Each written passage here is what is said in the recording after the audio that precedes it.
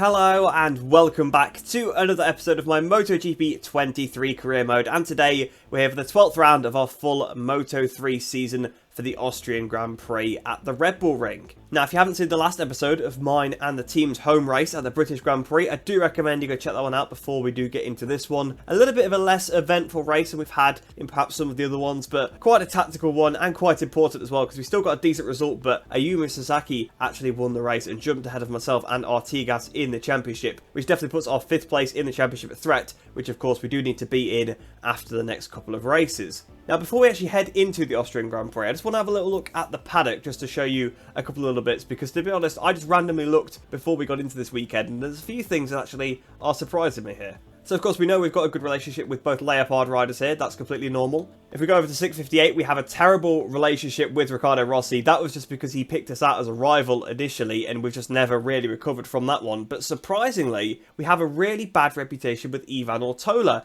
And I don't think we've had any on-track competition with him at all. Not seen him on social media, so I have no idea why he would have such a bad sort of relationship with us. Maybe it was Assen. Maybe we had a bit of contact there. Maybe we had some contact at Kazakhstan, but I can't really remember. The only time he stands out in my mind in a race particularly is back in Portimao, and we had no contact there. He just blasted past me like I was standing still, so very, very strange. And then in the CF Moto team, we actually don't have an issue with Joel Kelso anymore. Joel Kelso had a bit of a issue with us at one point, but he seems to have sort of gotten over that one. Maybe we had a bit of a clean race or whatever, or maybe we said something to him on the socials. I can't really remember. But he definitely disliked us at one point. Seems okay with us now, but Ortola dislikes us for some reason, which is rather strange. I just thought I'd cover that before we got into the race, because I just noticed it, and it was a bit weird. But either way then, let's head into the Austrian Grand Prix. This could be quite a difficult one because, of course, the AI having good straight line speed will help them at this circuit since it is a power track. But there are a few braking zones where we can maybe make the difference. So at the end of free practice 2 then, you can see we have topped the timesheets just ahead of Tatsuki Suzuki in 2nd place actually, and Ayumu Sasaki in 3rd on the exact same time, weirdly enough. So 2 Japanese riders there, neck and neck. Diogo Moreira is there in 4th place, and Jaume Masia rounds out the top 5. Now, I think this should be good enough to get us through to qualifying 2. I did see that someone was confused in the comment section about the qualifying formats. I did reply to that comment on the initial video. I don't know if you've seen it, but going through explaining all the different qualifying. But basically, the top 14 across these 3 practice sessions go through into Q2. Anyone below that goes in qualifying 1, and if you're in the top 4 of qualifying 1, you get through to qualifying 2. That's effectively how it works. But I think we should get through into qualifying 2. The times were a little bit quicker in FP1, but I think we should still slot into that top 14, hopefully. But you never know with the simulated times. Sometimes they can be a bit crazy, because FP1 was supposedly wet for half of it, so how they went faster in that session, I have no idea. So here then in qualified 2, we did just about get through there. You can see Joel Kelso and Stefano Neppa just behind us, so we were a little bit in there. There was a couple of riders behind us. But you can see coming through Q1, the top 4 from that session were Colin Vaya, Taya Furasato, Mario Aggi and Jose Antonio Rueda. But as you'll have seen there, it is, of course, a wet session. Both qualified sessions were wet. The race is dry, so that is good for us. But we need to try and get out onto the track as quickly as possible because it is light rain at the moment and it could worsen. And, of course, if it worsens, then that will be pretty bad for us. In the light rain, we're not too bad. But you can see it already is a little bit worse than it looked like it was in the cutscene. So we might be in a bit of a mess because the pace looks pretty good in the dry conditions here. But, of course, as we know, in the wet, we really do struggle compared to the AI, which means we could be towards the back end of the grid, but getting through to Q2 is pretty crucial because it means the worst we could be is 18th, and for some reason we're stuck in autopilot. That's really not helpful. What is the AI doing? Why have I just come to a complete stop? Does it think about what is happening in this session? I think I might be stuck in a bit of a loop here. Okay, well, I'm trying that again. I had to press the return to pit button, which is not great because that cost us a decent amount in the session. If this doesn't work, I'll have to do the restart flying lap, which is really what I don't want to do because that will give the AI some time to simulate, which, of course, we don't want at all. That's why I always ride out of the pits, by the way, instead of doing the quick to track, because in the quick to track, they can sometimes do some simulated times, but it seems like it is just going to happen again. So, unfortunately, we are going to just have to do a restart flying lap. It works fine in practice, by the way. I don't know why it's being like this right now, but it does seem like no AI have actually done lap times yet. There's no time next to Sasaki in 1st position there. I mean, maybe it will update now, I'm not too sure. No, it's not, so actually seems like so far we have kind of got off the hook, but unfortunately we haven't really had an out lap to feel these conditions, so we're just going to go straight into a flying lap. But maybe we'll try and do a couple just to try and build ourselves up a little bit. Sort towards the line then. What is this going to be? A 48.3 for Rueda, 49.4 for me, so 1.09 seconds off. Now we're 7/10 off Dennis on shoe, so both the IO bikes have done times. But we're basically 1.1 seconds off of pole position already, and that's only the first time that has been set. Although fortunately for us, it's actually quite a way into the session because for whatever reason, the AI haven't done any times before us. But the bike is a real handful compared to the dry conditions, so I'm just trying to take any amount of corner speed. The rear is just braking, well both ends of the bike is braking traction and running me wide. 1.4 seconds off pole now with Ortola taking pole position. So towards the line, we've found a few tenths of a second, which hopefully will... Actually, it's not going to move us up at all. I was about to say it will hopefully move us up, but it won't, because we were over 0.4 behind Munoz. So we improve in time, but not position, I'm afraid. So towards the line then, you can see we're under by almost 7/10 of a second. What's this going to be then? Still 9th place, 1.4 seconds off still. But I think we actually have moved up a couple of places this time compared to the other AI. I think we've been knocked back further than 9th, and we've just got back up into it, but there's not going to be enough fuel for us to do another lap, so that is the end of our session, I'm afraid, and to be honest, probably going to give the AI time to do some simulated ones. So at the end of the session then, the AI did improve a little bit through the simulations. I had been knocked down a few positions beforehand as well, but you can see Diogo Moreira ended up on pole position then with a 47.0. Ryusa Yamanaka surprisingly alongside him on the front row in second place there, and Sasaki in third. So Sasaki has really been building up some momentum the last few rounds. I think the bike performances are playing a part in that. I mean, he's been decently quick throughout the whole season, but the Husqvarna took a bit of a step after that, and he seems to have improved even further. Holgado in 4th place then, and Artigas in 5th. So 2 of my championship rivals right up there. Ortola struggling again down in 9th place, but I'm sure in the race he will come through. But we are down in 17th position there, just ahead of Stefano Neppa. So at least we did beat one of the riders in this session, which is always nice. Very, very close to beating Joel Kelso there as well, but just not quite, unfortunately. So it's going to be a bit of a tough race from 17th place on the grid, but it is at least dry, and there'll also be plenty of laps due to the circuit length. It's not that long, so there should be quite a few laps as well for us to try and get our way through. But we're going to definitely have to get our elbows out because the AI are going to be pretty fast on the straights, and there are some sections where they are quite overpowered. So this could be quite an interesting one, but let's head into the race and find out. So here we are then, down on the grid, and we've actually just been recommended to use a soft in this race. There's a couple of times now they have recommended that, but I'm going to stick with the medium because, again, we are just going to overheat the front tyre with the trail braking, and because we had a wet qualifying, we've actually got plenty of tyres in reserve, so for once we don't actually have to worry about having enough mediums left. But we're looking at Joel Kelso here then, in 16th place, now swapping to myself in 17th. So 2 former rivals. I guess Kelso's kind of forgiven us. I don't really know why we had kind of the angry face anyway. I don't know whether it was because of like Assen, we had a bit of contact there, and there was maybe a little bit of contact at Kazakhstan, although pretty much all of those were caused by him, so I'm not really sure why he had an issue in particular. But I guess it does show that AI do actually care about the events in the race, even if they don't talk about it on the social media. But there we go then, you can see our objectives on the screen. We've got to stay in the top 5 in the championship by the end of the next round, so I guess if we drop out of it here, it's not a massive issue, but it is going to be pretty difficult to get back in, I think, if we drop out. So we do need to try and get towards the sharp end because Sasaki and Artigas are the 2 guys we've got to worry about, and they are right near the front. And of course, we need to try and get in the top 15 for the team objective. But of course, really what I'm trying to do is just score some points anyway. Without any further ado then, let's get this race started. It could be an interesting one. You can see it is going to go from cloudy to sunny. So we actually might get a bit quicker as the race goes on because, as we've said before, the AI do seem a little bit better than the player in the cloudy conditions. Countdown is on here at the Red Bull Ring. Just a few more moments and we'll see the start of the Austrian Grand Prix. So there's Sasaki then on the front row. Yamanaka alongside him as well. What will he be able to do? Will he cause some trouble for those front runners? But there you go then. We've got Moreira on pole. Yamanaka second. We're waiting for the lights to go here for us to start this Austrian Grand Prix from 17th. The lights out and away we go. And the start hasn't been too good, to be honest. We almost got jumped by Neppa off the line, but not quite. As we go down towards the first corner, try to dive on the inside of a few riders. A bit of contact with Kelso. So, oh, we've been hit by Neppa, though. Somehow we've actually stayed on. The frame rate did dip a little bit there through turn 1, so I do apologise. But we got absolutely rammed by Stefano Neppa, so we were lucky to sort of stay on the bike there, because it definitely unsettled my bike quite a lot. We're going to return the favour on him a little bit there, but he's going to have the inside on us in the next chicane. Again, there's more contact with the AI behind, so far, we're still down in 17th place, which isn't great, because we've had 2 braking zones to try and make up some spots. On the inside, we go for Rueda and of Neppa there on the outside now. Get the exit out the hairpin. Bit of a wheelie, bit of contact with Rueda. And there we are then, up into 15th, up into the points, up into our race objective. and we can try and move from here, because we've got 12 laps, so quite a few laps this time. Probably the longest race we've had so far, maybe aside from the Saxon Ring. Nepa back up the inside. Nepa pushes us a bit wide there, not allowing Kelso through, fortunately. So Via in front just got pushed wide a bit himself.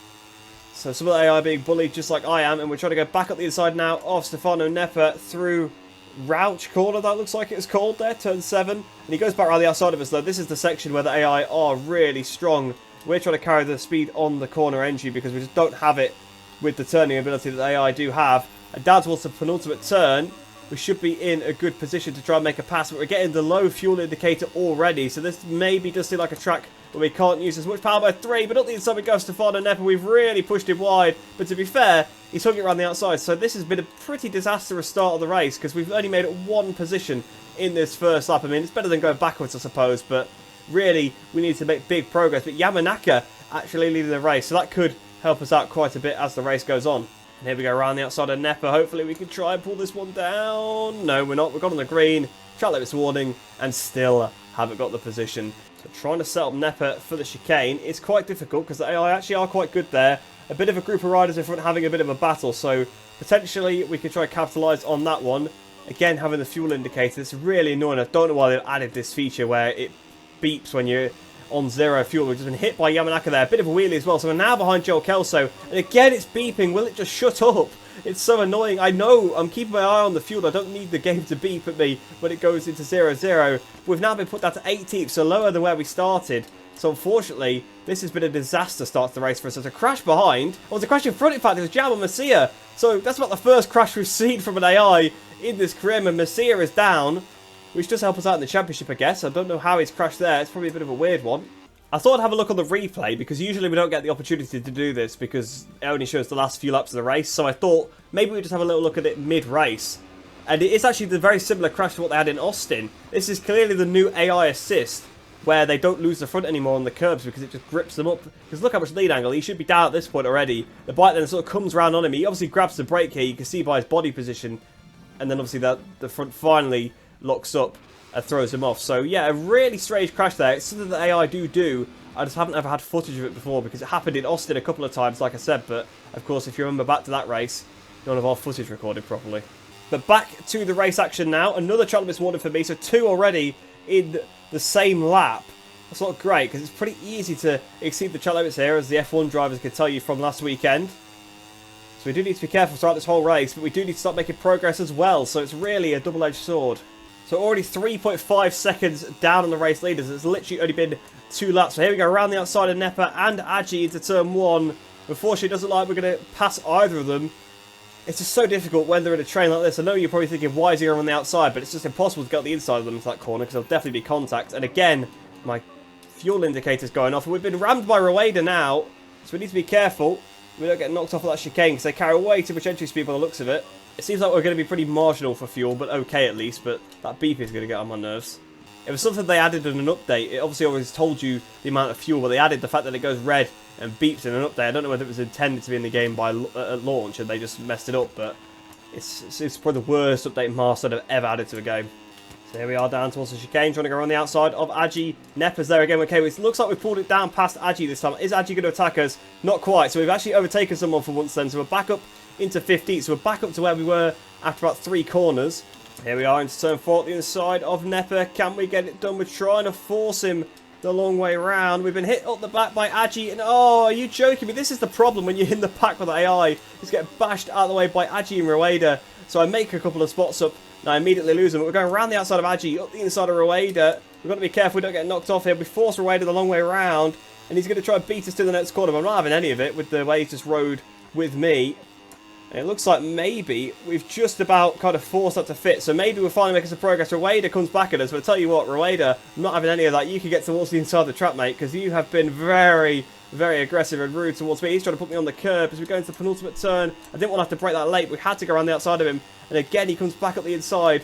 This is the problem. You see, we're mired in the pack. We've seen this a few times this season now. If you get stuck back here, it's so difficult to make your way back through. I mean, my fastest lap is a 42.7. I was doing 41s pretty easily in free practice. But into turn 1 then, up the inside of Jose Antonio Rueda. No, he's back at us. But are we going to get the exit down towards the chicane? We might be able to get him. We've got 3/10 back to Mario Aggi, so hopefully that should be okay and we won't be under attack from him. But into the chicane, not enough to actually pass Rueda there. But can we try and get him on the run out the chicane into the hairpin? Maybe we can. Although he seems to be closing up on Rossi again a little bit now. So we couldn't get Rueda in the hairpin. Can we get him on the run into turn 4? Oh, he's sort of turning on me a little bit there. We've got to be careful we don't get overtaken again. Fortunately, we haven't. So this time we've actually kept in front of Aggi. And maybe we could try and overtake Rueda where we overtook Aggi on the last lap. Up the inside we go on the entry to turn 7. Oh, we've hit Riccardo Rossi at the back. Sorry, Riccardo. We're trying to make the pass of Rueda, but Rueda has got back in front of us for now. You can see how much I'm underneath my lap time though. Nearly 0.6 of a second. So clearly you can tell as the race goes on, we are finding some pace again. And obviously without being dive bombed constantly, that does help. So here we are, down towards the chicane. Rueda is right behind Rossi. Can we try and make a pass on the pair of them? I think we can. Into turn 2, I think we've done it. Riccardo Rossi stuck on the outside. Can we beat into the apex? We have indeed. So it looks like we're finally up into P13, although Rossi is going to try and go back at us into the hairpin, I'm sure. But can we go around the outside? I think we can. So I think we're up into 13th. Finally, we're making some decent progress. So right on the back of tyre for Osato now. Can we try and get him into the hairpin? Up the inside we go. He's trying to hang it on the outside. We're going to try and use the curb a little bit. Try and get the power down. A little bit of contact with Osato. Can we try and race him down towards turn 4? Once again, the fuel is beeping. It's really doing my head in. You cannot believe.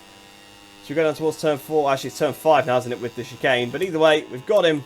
And we're up into P12. And there is a crash ahead. It's Yamanaka. Yamanaka's crashed. In fact, oh, there's a massive pile up. Loads of AI down. What's that put us up into? P9. Lovely. That's promoted us massively. I think one of the riders there was Holgado. Well, to be honest, I just wanted to get this once again because it might not be on the replay at the end of the race. This is Yamanaka. It looks like it's actually 3 separate incidents. He clips the curb and he just goes straight on basically until he gets to the gravel. And you can see behind, it looks like Suzuki and Holgado do the exact same thing as him. So here's Suzuki going into the turn. Same thing, he goes down immediately basically, but with this new assist, for some reason they actually stay up long enough to just ride into the gravel. I don't know why they've done this. I mean, actually, I do know why. It's because the AI used to lose the front of the curb too easily, but... And it does fix it most of the time, but you can see in instances like this, it does nothing for them, and they actually end up probably losing more time because they take longer to crash. Back to the live action with us. We're about to improve by a massive amount. We're pretty much on the leader's pace now that we've got clean air, 41.3. Only a tenth slower than Yamanaka. This is what happens every time we get mired in the pack. As soon as we finally get our way through it, we're on race-winning pace. It looks like the leaders are actually dropping back a lot as well, because I know I'm going a lot quicker than I was before, but they seem to be getting a lot closer, even to Kelso in front. Kelso just made a big mistake through that corner, he clipped the curb. Seems like they're clipping the curb a lot, just sometimes they're having enough where they actually kind of lose the front. It's not my eyes deceiving me, they are getting closer. The gap is down to 2.5 to race leader. And Moreira's in massive trouble. Moreira's only a couple of spots up the road now. Same with Artigas. Artigas was third a few laps ago. Munoz is now second in the race. The leaders, I think they've run out of tyre and they're dropping back. Yep, I'm literally 1.8 seconds off the leaders now. And you can see Artigas is now the rider ahead of us. Moreira is right in there as well. They have ran out of tyre. They've completely lost all grip and they're just coming back towards everybody behind. I just think we're going to run out of laps maybe to catch and pass any of them. That's the problem.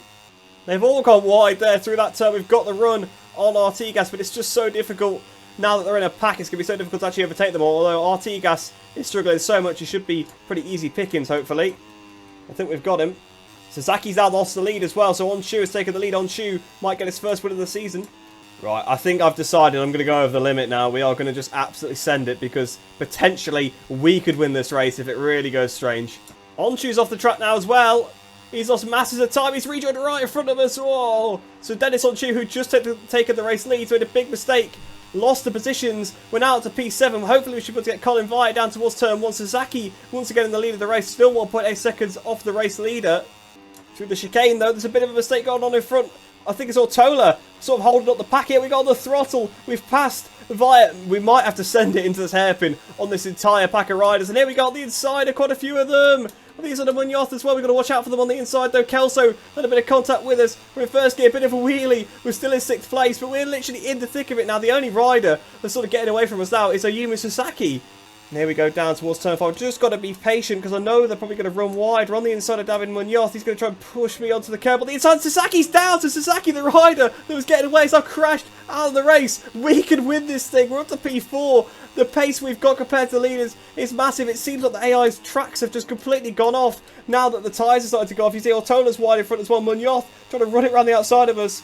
Vire's back up the inside, but we're back up the inside of Colin Vire. I think he's going to have this one for now, though. But again, no point getting too carried away because the AI are making loads of mistakes in front. Ortola has retaken the lead. Contact there with Vire on the straight. We almost crashed there as we hit the brakes down towards the penultimate turn again. Looks like Ortola's running off the circuit there. He's a little bit wide at the very least. And again, we're just being crowded in. This is the problem. We're stuck in the pack. This is not where I want to be. But getting on the power then, can we try and get past Munoz? As we go down towards turn 1, it's so difficult to outbrake the AI into turn 1. They're actually pretty good on the brakes into that corner, to be honest. We need to start watching the fuel now as we start this penultimate lap of the race.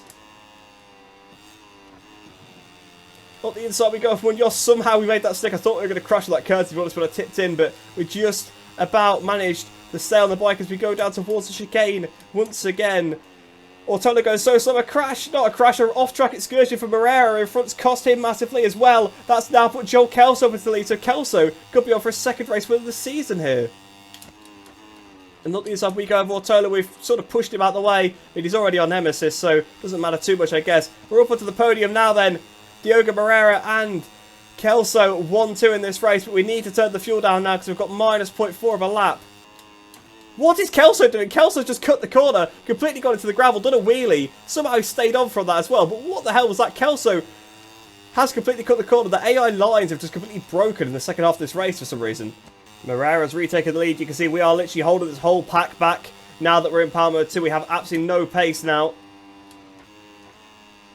And up the inside goes Ortola and Artigas as well. This is nothing we can do, unfortunately. You need power mode 3 to be even somewhat competitive in this class because of the straight line speed advantage that the AI have. So onto the final lap, we're down into P6 and it's going to be hard for us to get any higher than that. And at turn 3, can we get the power down? Not quite. We got a bit of line that seemed to cost Munoz and Co behind. So if we could try and get a slipstream here off of Ortola, probably better that we don't try and pass him because if it seems like we get pinched to the inside when we try and overtake them. And they've gone wide there. They've almost sailed the circuit on this lap. Side by side with Ortola, we just kind of bashed Ortola again. He already doesn't like us, so it doesn't matter too much. But we've got to stay in power mode 2 here because we're still literally on the limit of the fuel. Ortola comes back up the inside of us. We're completely finished now, really. We're not able to get back past them because we're just not going to have the speed on this straight. We just need to watch out for David Munoz and the lot behind because they might try and ram us out the way. But I'll take 5th place from this point. Out of the last corner, up towards the line, Joel Kelso is going to take his second race win of the season, but we are going to take yet another top 5 finish. I'm so disappointed because we could have won that race. Again, we are messed up by circumstances outside of our control. We start that race in a normal position without the wet weather qualifying. We easily won that race as soon as the AI tracks start braking because we get to the front and then we pull away. That's all we needed. We needed clean air. We needed power mode 3 as well, but unfortunately the bike was too thirsty and we couldn't carry it. If we had it on the last lap, we could potentially still have won, but there was nothing we could do. We couldn't make any passes once we got into power mode 2 because you lose so much time compared to AR the straights without it. And it was just all about trying to keep Munoz behind, which we did manage to do. But there you go then, Joel Kelso, he's going to rocket ahead of us in the championship now. So annoying that we still can't win, and this guy seems to stop us every single time. Yes, so in the Riders' Championship, unfortunately, we now drop out of that magic top 5, but it's okay. We can still get back into it quite easily because we're now only 1 point behind both Sasaki and Artigas, so it is still possible for us to get back up into that top 5 spot. Obviously, Sasaki had a decent gap over us before, so we've done some pretty decent damage to Ayumu in that one. Moreira continues to extend his championship lead. Of course, he had a pretty good result, obviously, with Holgado and Ortola both struggling quite a bit there. Ortola actually wasn't too far behind, but there you go. Ortola now 45 points behind, Holgado 19. So it's starting to look like less of a 3-horse race and more of a Diogo domination. As for the Teams Championship then, obviously all that chaos did cause some problems. CF Moto actually move up to 2nd in the Championship, and fair play, because they've been rapid all season. I know Steve will be happy to see that one, and I know he'll be telling me that I should have gotten one of them, but I don't think it was an option for me. I don't think I could pick them, so I couldn't have gotten that CF Moto. But if I was, we'd probably be in the Championship fight, to be honest. But again, outperforming the bike by a long, long way, because we see right at the bottom of the performance index, although I guess you could say that Autola's doing even better, but I think a KTM is just automatically better than a Honda, just the way you could ride it. But there you go then, that is that race done. Of course, we've not completed any turning points, so we won't get anything there, but we'll probably get some angry social media messages, and to be honest, that race was just utter chaos in the second half. I just don't know what happened. I saw I was catching the leaders, and then it just really started to kick off, so yeah, it was probably the weirdest race of the season so far, but you know what? We'll have to remember that for next season when we get here to the Austrian Grand Prix. So we got 1,750 RP once again for getting into that top 15, so we really are approaching that halfway point to Pro now.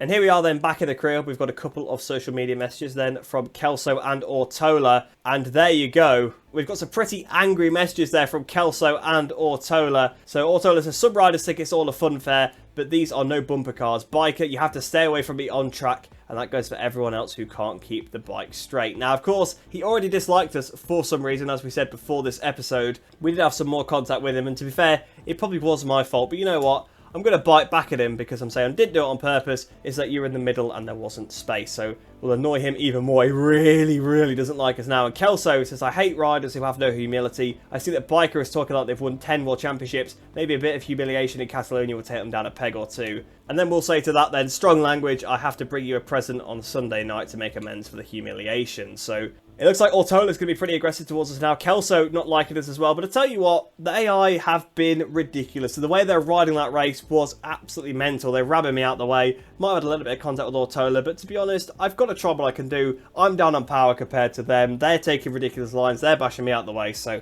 I'm more than happy to give it back when it's warranted. But there you go then, that was the Austrian Grand Prix, a very strange affair, but I'm happy to have got away with the top 5 there, and still a decent shot at getting into that top 5 for the Grand Prix of Catalonia. Once we're in the top 5 at the end of that one, we'll complete the turning point. So that is the objective for the next one, but of course I guess the objective is to get a win, as it always is. But I hope you guys did enjoy that one. If you are new to the channel, please do like and subscribe. It helps me out a lot, and you'll be able to see plenty more MotoGP 23 content in your subscription feed from me then. Career mode, online gameplay, other stuff. I know, again, it is pretty front-loaded with career mode, but of course, just trying to get to the Moto 3 class. I want to try and get this season done as soon as possible so we can get up to Moto 2. But like I said, I hope you did enjoy that one. I hope you enjoy the rest of your day. I hope you're all staying safe, and I shall see you in the next one.